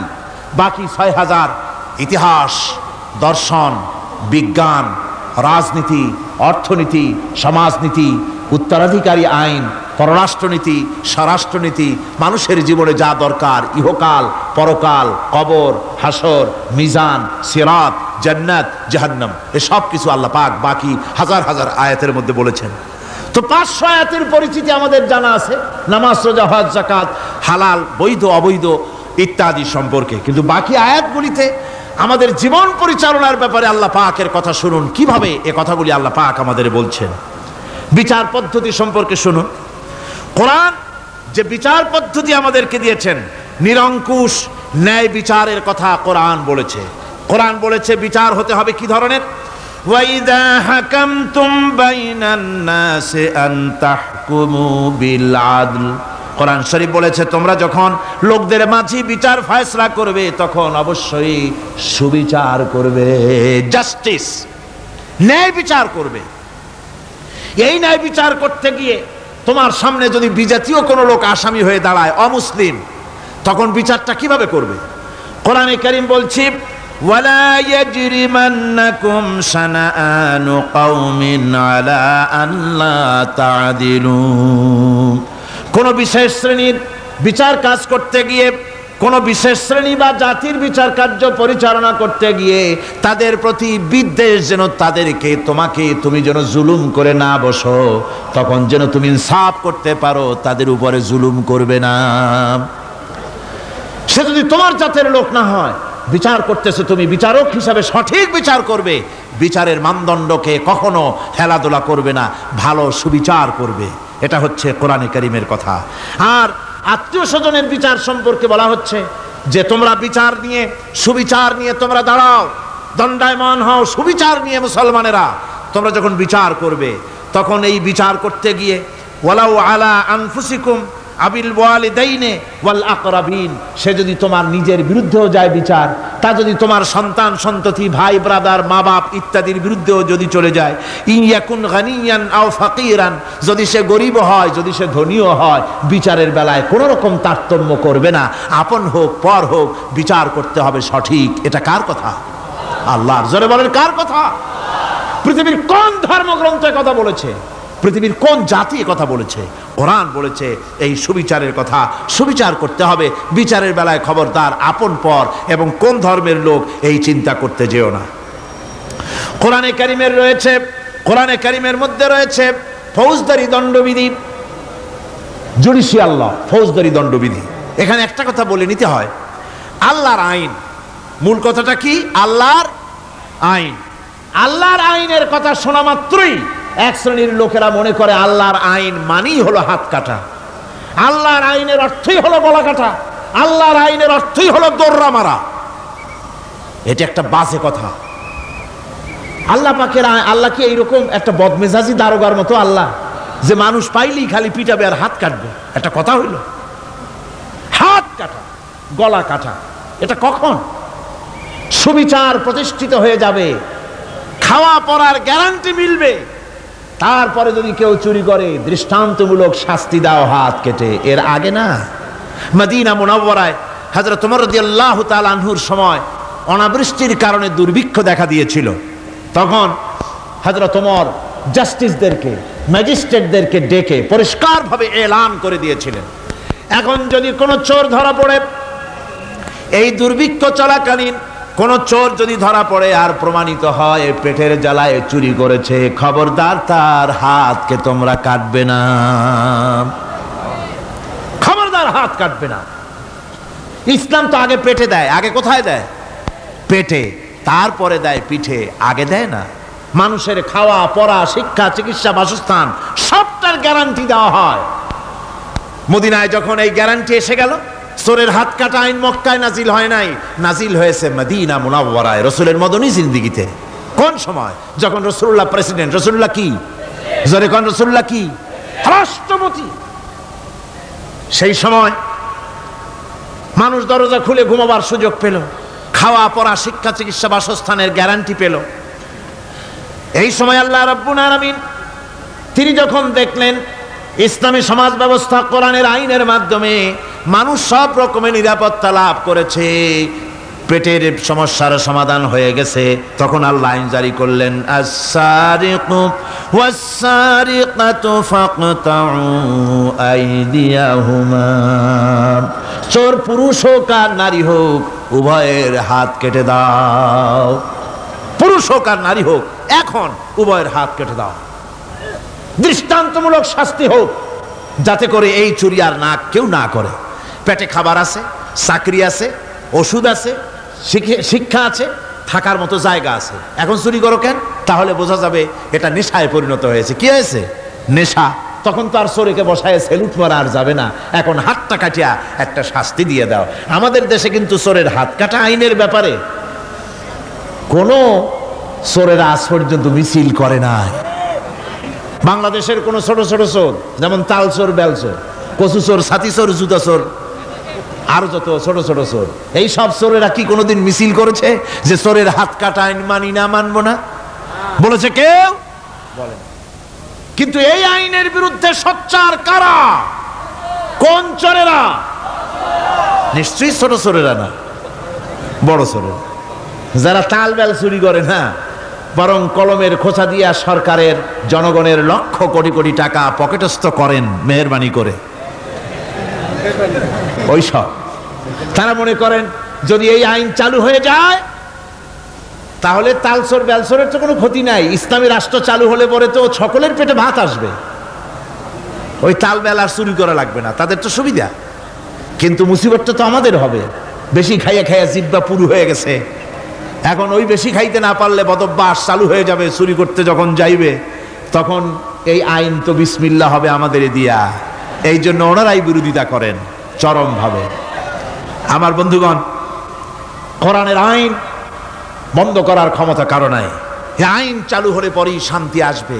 ওরা বিরোধিতা করছে, ওরা বলছে চোরের হাত কাটা আইন এটা হচ্ছে একটা অমানবিক ব্যাপার। আইনটা কার? আল্লাহর। মানুষগুলি কার? তা তোমারা তো দরদ কেন? মায়ের চাইতে মাসির দরদ বেশি, এটা কি খুব সুলক্ষণ? না, এটা দারুণ কুলক্ষণ। সুতরাং আল্লাহ রাব্বুল আলামিন তার আইন হচ্ছে শাশ্বত আইন। চোরের হাত কাটা আইন অর্থ এ নয় যে বাংলাদেশ ইসলামী দল যদি ক্ষমতায় আসে পাইকারি দরে চোরের হাত কাটা আরম্ভ করবে, না।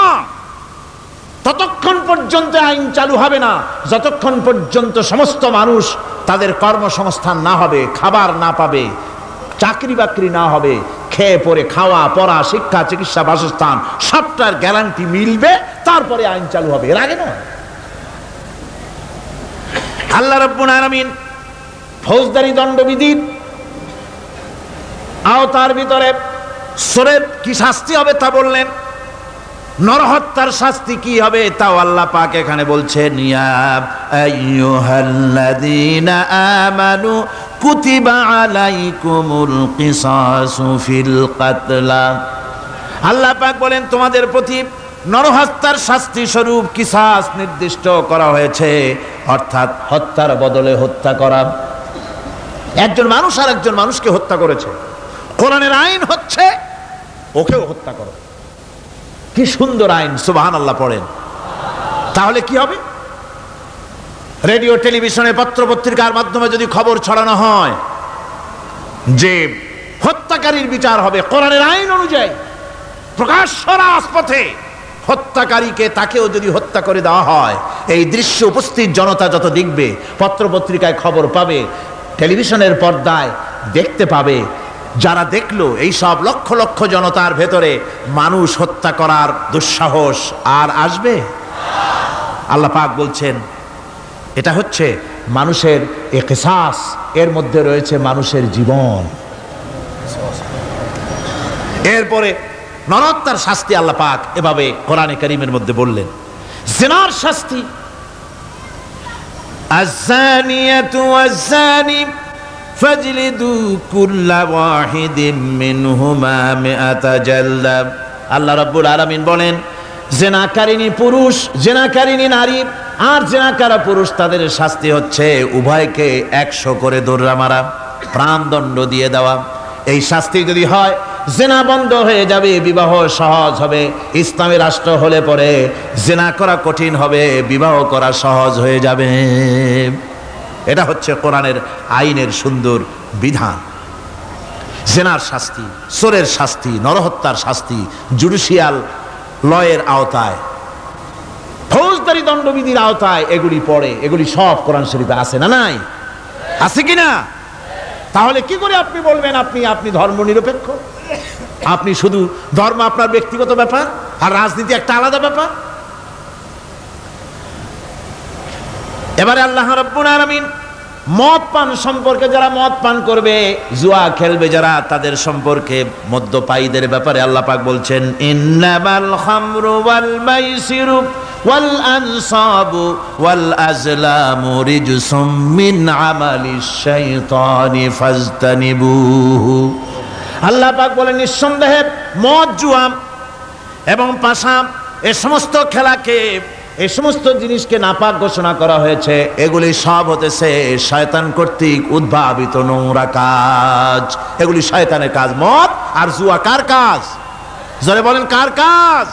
শয়তানের কাজ। সুতরাং ফাজতানিবুহু, এর থেকে তোমরা ফিরে থাকো। আল্লাহ বলছেন মদ এবং জুয়া মানুষকে আল্লাহর জিকির থেকে ফিরায় রাখে। ফাহাল আনতুম মুনতাহুন, এগুলি শোনার পরেও কি তোমরা এর থেকে ফিরে থাকবে না? এবার আল্লাহ রাব্বুল আলামিন ওজনে কম দেওয়া সম্পর্কে বলছেন। যারা ব্যবসায়ী, অনেক ব্যবসায়ী আছে, ব্যবসা করতে গিয়ে ধর্ম ব্যক্তিগত ব্যাপার, ব্যবসার মধ্যে ধর্ম নিতে চাই না। কয় যে ধর্ম দারুণ পবিত্র জিনিস, এত পবিত্র, শুধু মসজিদে থাকবে, শুধু মাদ্রাসায় থাকবে, আমার জীবনের বিস্তীর্ণ অঙ্গনে ধর্ম ঢুকতে পারবে না। তার মানে ভাবখানা এই, আল্লাহ এবং রসুলকে বলে দেওয়া হচ্ছে, হে আল্লাহ, হে রসুল, তোমাদের উপরে 144 জারি করে দিলাম, শুধু মসজিদে আর খানকায় থাকো, মাদ্রাসায় থাকো, আমাদের জীবনের বিস্তীর্ণ অঙ্গনে তোমাদের কোনো প্রবেশের অধিকার নাই। জোরে কর নাউজুবিল্লাহ। আল্লাহ পাক মানুষের জীবনের সকল ক্ষেত্রে আইন চলবে আল্লাহর। ইনিল হুকমু ইল্লা লিল্লাহ। আইন চলবে কার? ওই আল্লাহ রাব্বুল আলামিন বলেন ওজনে কম দিও না। ওয়াউফুল কাইলা ইযা কিলতুম ওয়াজনু বিল কিসতাসিল মুস্তাকিম। মেপে যখন কোনো জিনিস দিবে পরিমাপে কম দিবে না, ওজন করে যখন দিবে ওজনেও কম দিবে না। আল্লাহ পাক কোরআনে কারীমের মধ্যে সুন্দর করে সব কথা বলে দিলেন। ওজনে কম করো না, পরিমাপে কম করো না, সঠিকভাবে এটাকে দিও। ইয়াতীমের মাল সম্পর্কে কোরআন বলছে, ওয়ালা তাকরাবু মালাল ইয়াতীমি ইল্লা বিল্লাতী হিয়া আহসান। ইয়াতীমের মাল ভক্ষণ করা তো দূরের কথা, এর নিকটবর্তী হয় না। তবে হ্যাঁ, ইয়াতীম বয়সপ্রাপ্ত হওয়া পর্যন্ত যদি আমানত রাখো সেটা ভিন্ন কথা, কিন্তু এতিমের মালকে ভক্ষণ করো না অবৈধভাবে। এতিমের মালের সুরক্ষার জন্য আল্লাহ পাক বলে দিলেন। অশ্লীলতা সম্পর্কে, আজকে সমাজে অশ্লীলতা চলছে, বেহায়ামি, নগ্নতা চলছে, এ সম্পর্কে আল্লাহ পাক বলছেন, কুল ইন্নামা হারামা রাব্বিয়াল ফাওয়াহিশা মা যাহারা মিনহা ওয়া মা বাতান। আল্লাহ পাক বলেন, হে নবী আপনি বলে দেন, আমার প্রভু নিঃসন্দেহে প্রকাশ্য এবং অপ্রকাশ্য সব রকমের নির্লজ্জতা এবং পাপাচারকে নিষিদ্ধ ঘোষণা করেছেন, হারাম করে দিয়েছেন।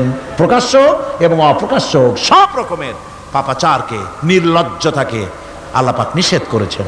আজকে আমাদের দেশের টেলিভিশনে যে সমস্ত নির্লজ্জ বিজ্ঞাপন দেওয়া হয়, নারী দেহের যে সৌন্দর্য প্রদর্শনী করা হয়, এ কি কোনো মুসলমান দেশের করা উচিত? কোন মুসলমানদের জন্য এটা কি বৈধ? আজ নির্লজ্জতা, বেহায়ামি ছড়িয়ে পড়ছে চতুর্দিকে। আল্লাহ পাক নিষেধ করছেন, হারাম করে দিয়েছেন। প্রকাশ্য অপ্রকাশ্য সব রকমের নির্লজ্জতা আল্লাহ পাক হারাম করেছেন।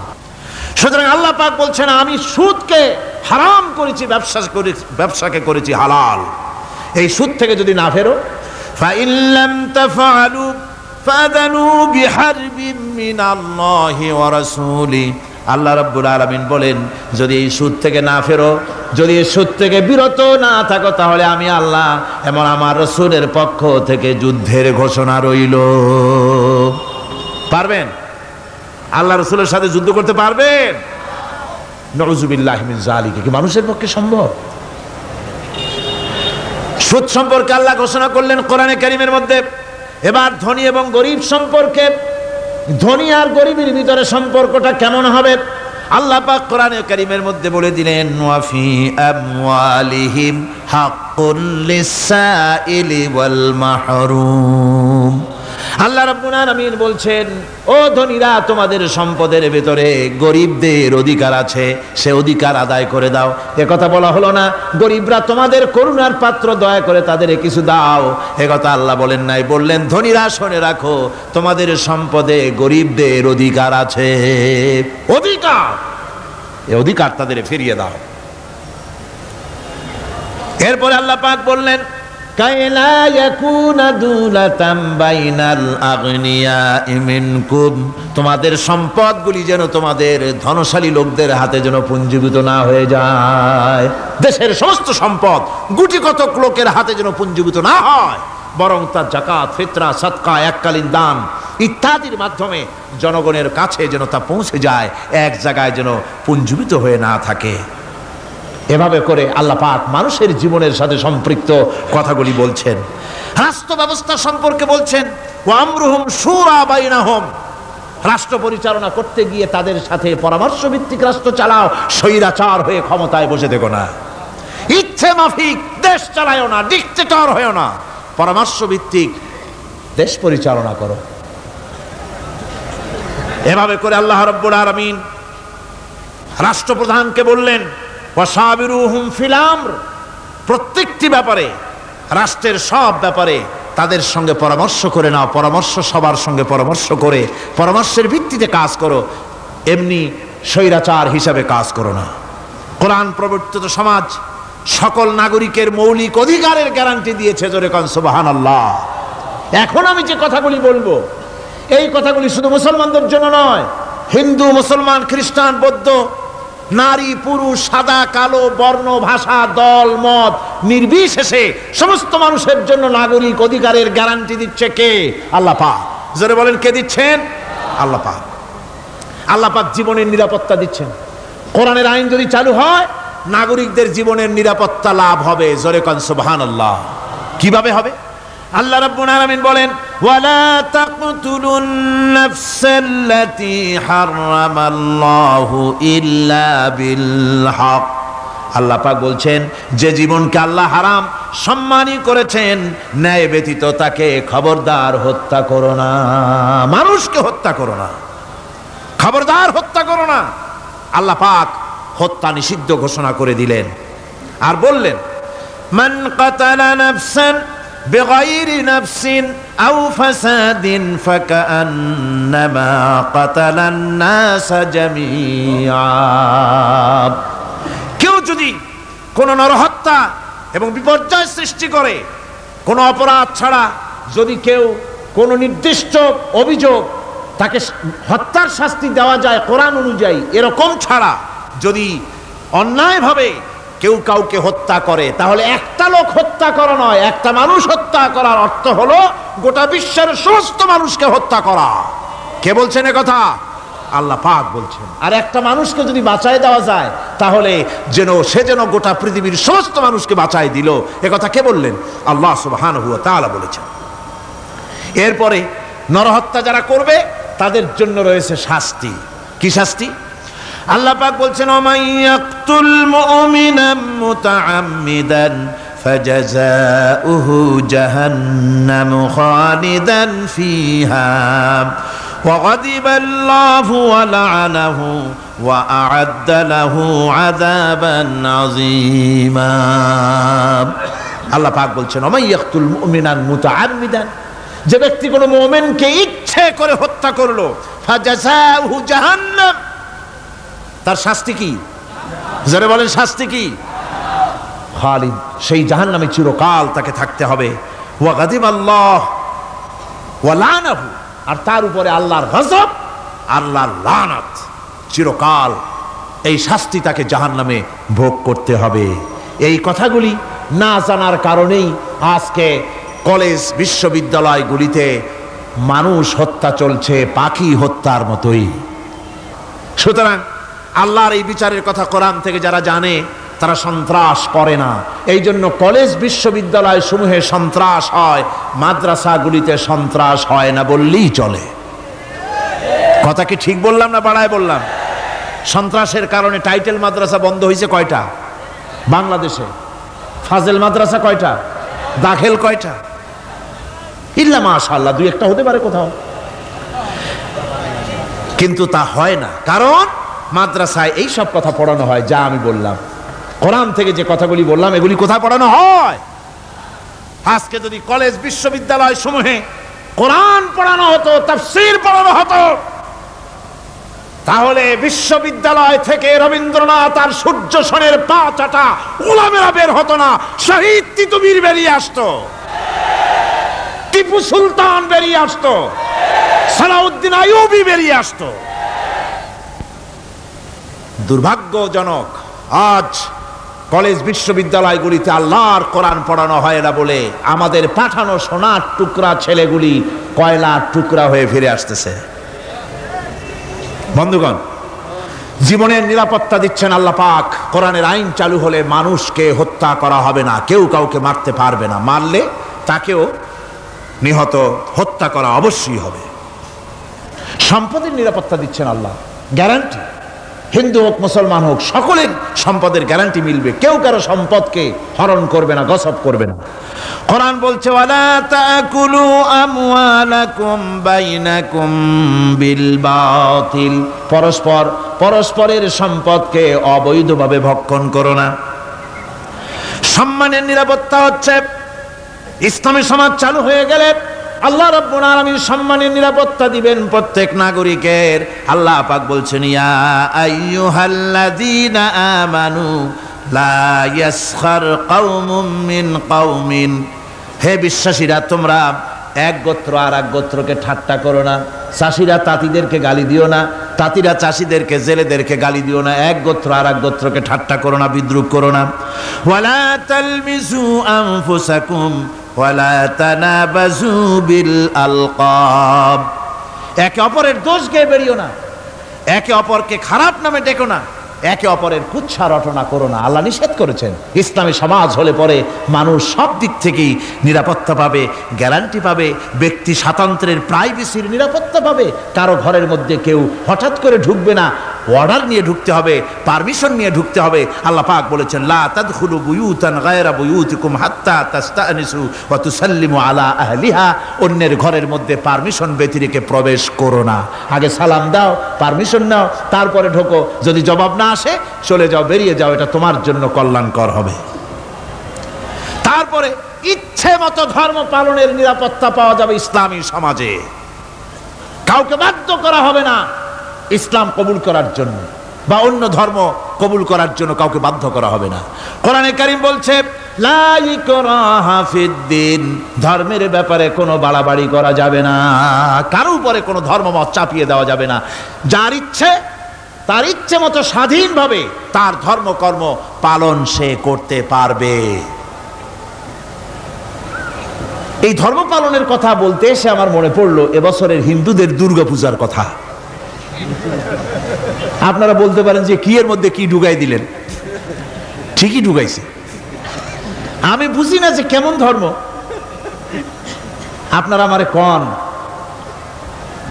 দেশের প্রধান বিরোধী দল তারা যদি বলে যে আমাদের এই দাবি যদি সরকার না মানে তাহলে 1 বছরের ভেতরে আমার দলে যত লোক আছো কেউ জুমার নামাজ পড়বা না, তাহলে তাদের দলের লোকেরা তা কি মানবে? মানবে? বিএনপি যদি বলে, সরকারে যারা আছে, যে আমাদের এই সমস্ত কথা যদি বিরোধী দল না মানে তাহলে আমার দলের কোনো লোক ঈদের নামাজ পড়বে না, শুনবে কেউ? শুনবে না। যত বড় নেতা হোক কেউ যদি বলে, ইসলামী দলের নেতাও যদি বলে যে বছর আমাদের এই কথা যদি গভর্নমেন্ট না মানে কোন মুসলমান হজ করতে যাবে না, এই কথা মানবে কেউ? মানবে না। যেহেতু কোন দলের কোন ব্যক্তির মুহতাজ নয় ইসলামের আইন, ইসলাম পালন যার যার ব্যক্তিগত ব্যাপার, ধর্মের কাজ অবশ্যই প্রত্যেককে পালন করতে হবে। সুতরাং ইসলামী গভর্নমেন্ট এলে, ইসলামী শাসন এলে, কোরআনের শাসন এলে প্রত্যেক নাগরিক তার নিজস্ব ধর্ম ইচ্ছে মতো পালন করতে পারবে, কোনো বিধিনিষেধ আরোপিত হবে না। এর নাম হচ্ছে ইসলাম। এর নাম কি? ইসলাম।